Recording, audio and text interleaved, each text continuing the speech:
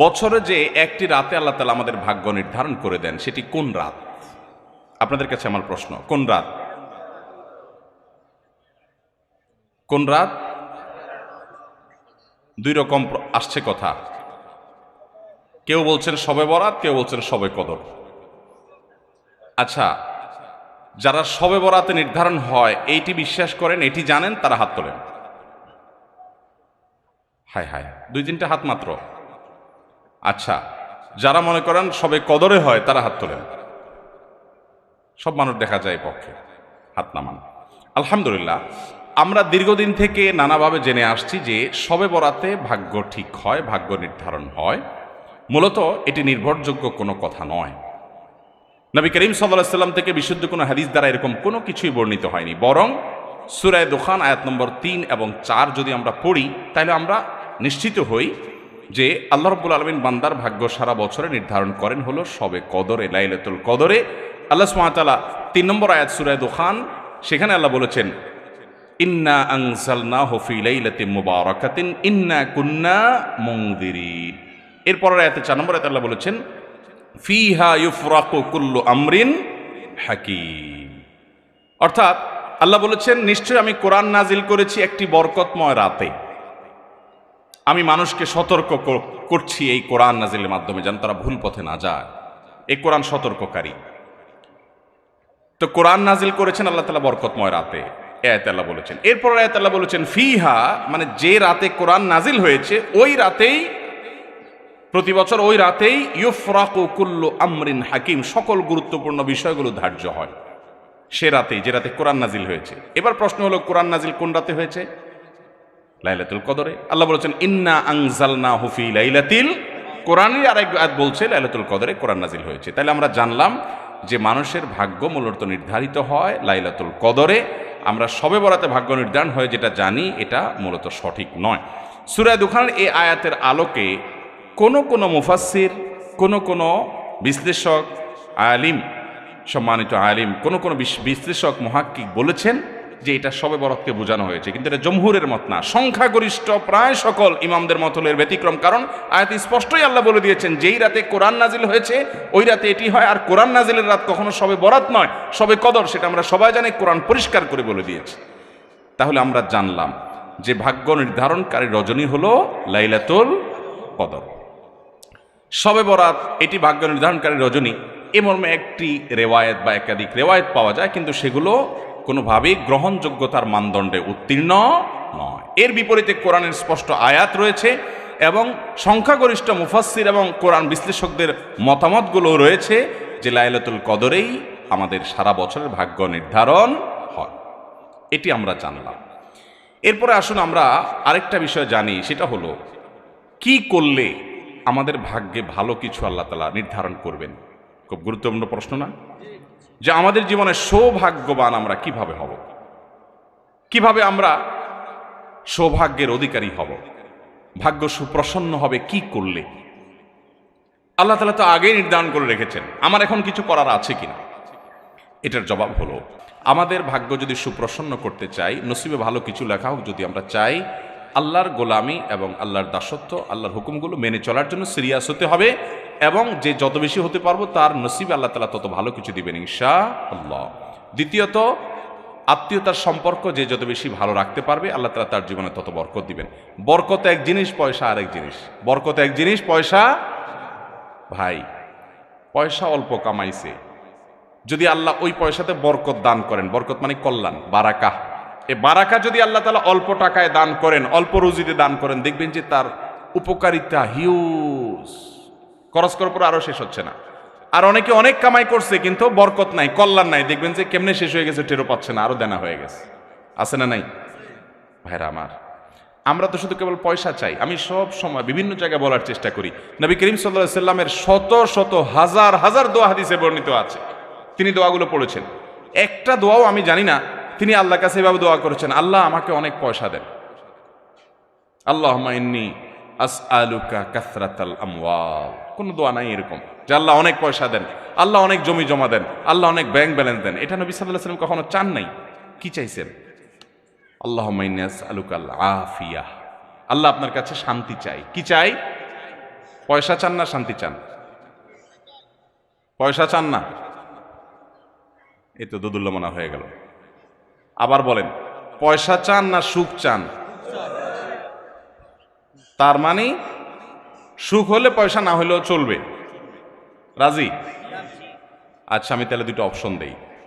আল্লাহ যদি আপনাকে এখন দুইটা অপশন দেন, একটা অপশন হলো তুমি একটা ভাঙাচোরা কুড়ের ঘরে থাকবা, যে একটু বৃষ্টি হলে জবজব করে পানি পড়বে, শীতের সময় কনকনা ঠান্ডা বাতাস ঢুকে পড়বে, ওইটার কোনো সেফটি নিরাপত্তা থাকবে না, যে কোনো সময় চোর ঢুকে পড়তে পারে, এরকম একটা কুড়ের ঘর তোমার নসিবে থাকবে, এর বেশি তুমি পাবা না, এটাতে তোমার মৌত হয়ে যাবে, এই ঘরে তুমি সারা জীবন তা কাটাইতে হবে ছেলে মেয়ে নিয়ে।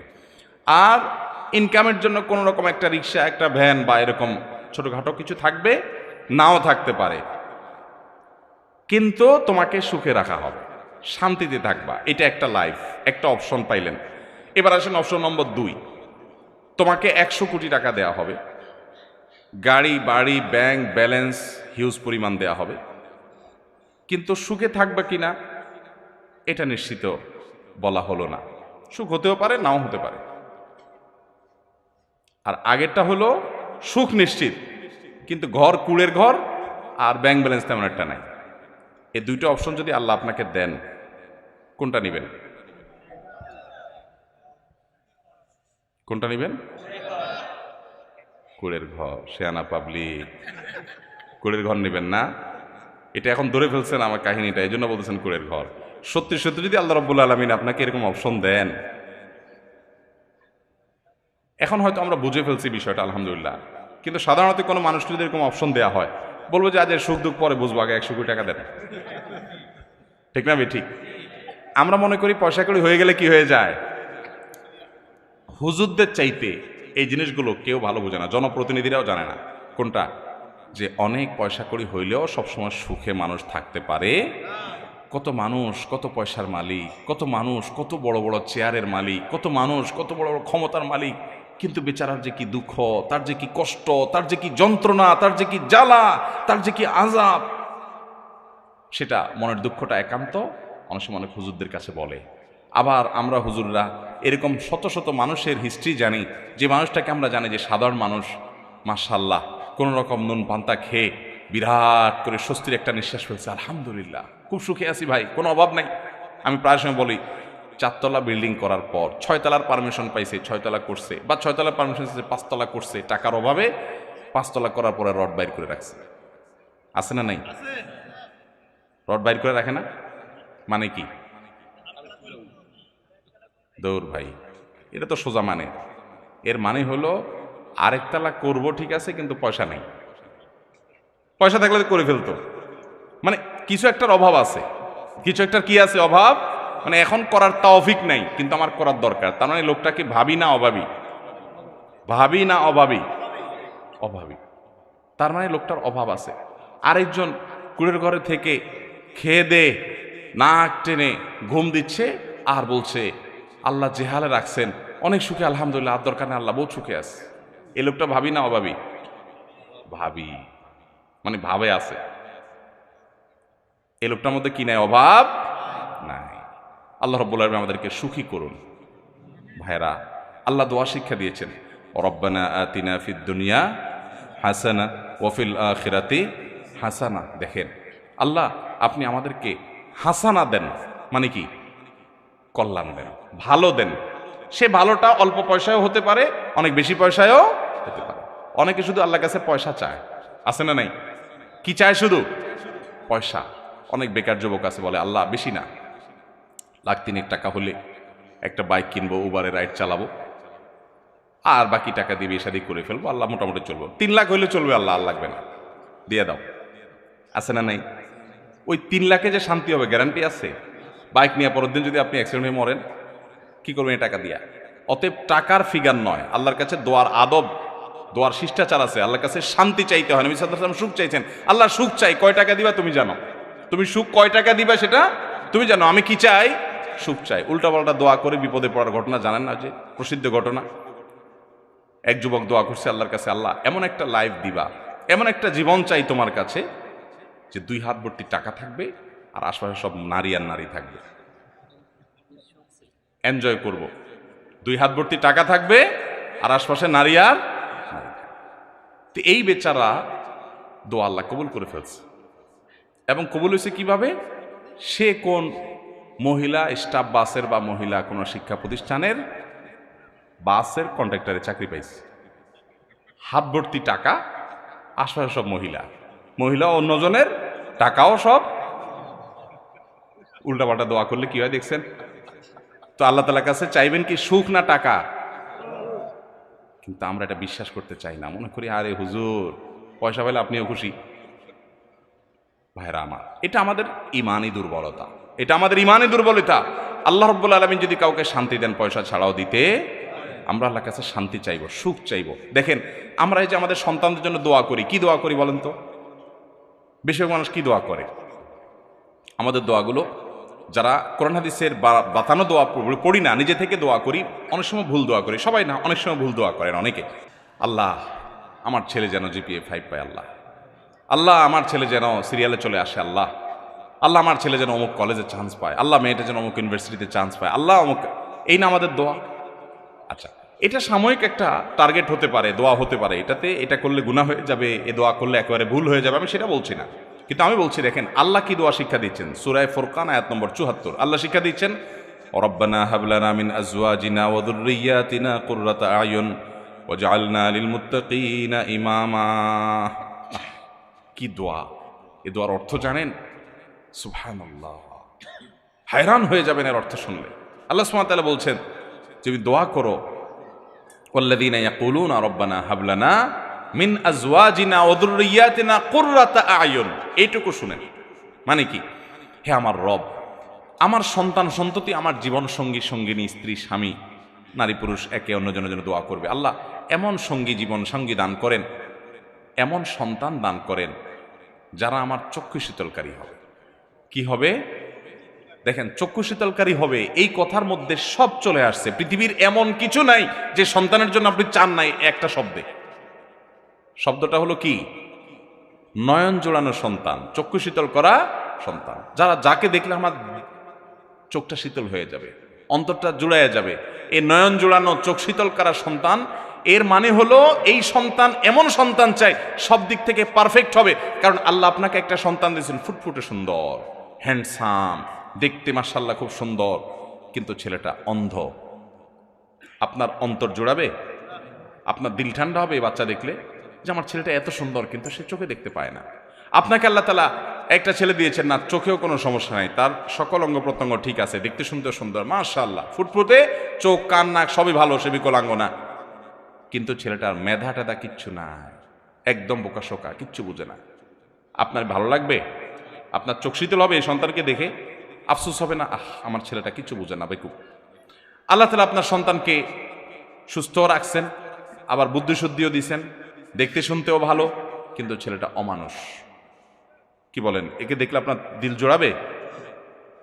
আবার ছেলেটা দেখতে শুনতেও সুন্দর, চোখ মুখ সব ঠিক আছে, আবার সে বুদ্ধিশুদ্ধিও আছে, আবার সে অমানুষও না, ছেলে হিসেবে মানুষ হিসেবেও খুব ভালো, ভদ্র, আপনার কথা শুনে সবই ঠিক আছে, কিন্তু তার জীবনে কোনো উন্নতি বরকত নাই, পয়সা কড়ি নাই, চাকরি বাকরি নাই, বেকার, কষ্টে দিনাতিপাত করে। এই ছেলেকে দেখলে আপনার ভালো লাগবে? ছেলের অবস্থা দেখলে আপনার ভালো লাগবে? আপনি এরকম কত পয়েন্ট বলবেন? আপনি 200 পয়েন্ট বলতে পারেন, একটা থাকে আরেকটা থাকে না। আমাদের মন খুশি হয় না যে আমার ছেলের সব আছে, এটা নাই। আল্লাহ সুবহানাহু ওয়া তাআলা এমন এক শব্দ শিখিয়ে দিয়েছেন, কারণ আল্লাহ তো জানেন যে কিভাবে দোয়া করতে, নিজে শিখিয়ে দিয়েছেন, রব্বানা হাব লানা মিন আজওয়াজিনা ওয়া যুররিয়াতিনা কুররাতা আয়ুন।